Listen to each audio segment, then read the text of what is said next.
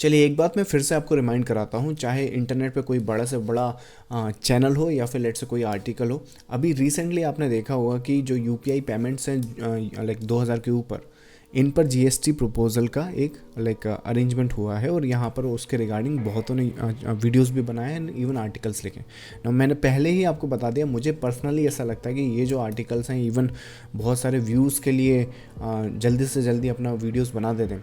तो वो क्या करते हैं, मिस इन्फॉर्मेशन फैला देते हैं जानते हुए अनजाने में, आई डोंट नो। बट होता क्या है कि इसमें जो रीडर है या फिर जो इन्फॉर्मेशन आप जैसे लोग जो इन्हें देख रहे हैं उनका लॉस हो जाता है। तो इंटरनेट पे हर जो चीज़ आप देख रहे हैं उन पर विश्वास ना करें ना। इसी का मैं आपको बताता हूँ, राइट। ये जो 2000 के ऊपर जीएसटी जिस पर लग रहा है, राइट, बहुत सारे आर्टिकल्स हैं। ये एंजल वन पर भी यहाँ पर लिखा हुआ है, देखो यहाँ पे। उसके बाद ये यहाँ पे ईटी नाउ पर भी यहाँ पर आपको ये आर्टिकल्स मिल जाएगा। अब इसमें इशू क्या है, या फिर इसमें इन्फॉर्मेशन जो आपको ठीक से नहीं बता रहे। ये प्रपोज तो है, लेकिन जो अगर आप इसमें नीचे कैलकुलेशन पे आओगे तो वहाँ पे आपको देखने को मिलेगा कि क्या बोल रहे हैं कि अगर आपने 2500 का पेमेंट मर्चेंट को करा तो 18% जीएसटी उस पर लगेगा, जिस पे 450, और फिर फाइनल पे जो होगा वो इतना देना पड़ेगा मर्चेंट को या फिर इतना कस्टमर को बेयर करना पड़ेगा। ये इनका एक कैलकुलेशन। अब इसमें इशू ये हो गया कि ऐसा अगर होने लगा तो यूपीआई को ठप होने में 1 से 2 महीने भी लगेंगे और पूरा का पूरा डाउन हो जाएगा। अगर आप कार्ड से भी पेमेंट करते हो राइट नाउ, तो क्या सिचुएशन है, कार्ड पेमेंट पर कोई एक ट्रांजैक्शन कॉस्ट कटती है और उसके बाद वो रिमेनिंग पेमेंट मर्चेंट तक जाता है, फिर मर्चेंट उसमें से सिर्फ जीएसटी पे करता है, राइट। यहाँ पर आप क्या बोल रहे हो कि सीधा ट्रांजैक्शन पर ही इतना पेमेंट कट जाएगा, जबकि ऐसा होगा नहीं।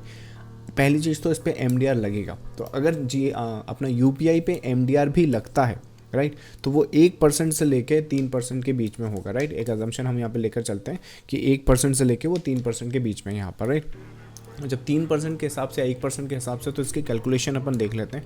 और जब इसकी कैलकुलेशन अपन यहाँ पर देखेंगे मोस्ट प्रॉब्ली, तो लेट्स से कि 2000 रुपये का इन्हीं की कैलकुलेशन देखते हैं। चलिए, सो 2500 रुपये का आपने पेमेंट यहाँ पर किया हुआ है। 2500 पर अगर एमडीआर आपका 1% भी लगता है तो 25 रुपये आपकी ट्रांजैक्शन कॉस्ट आएगी।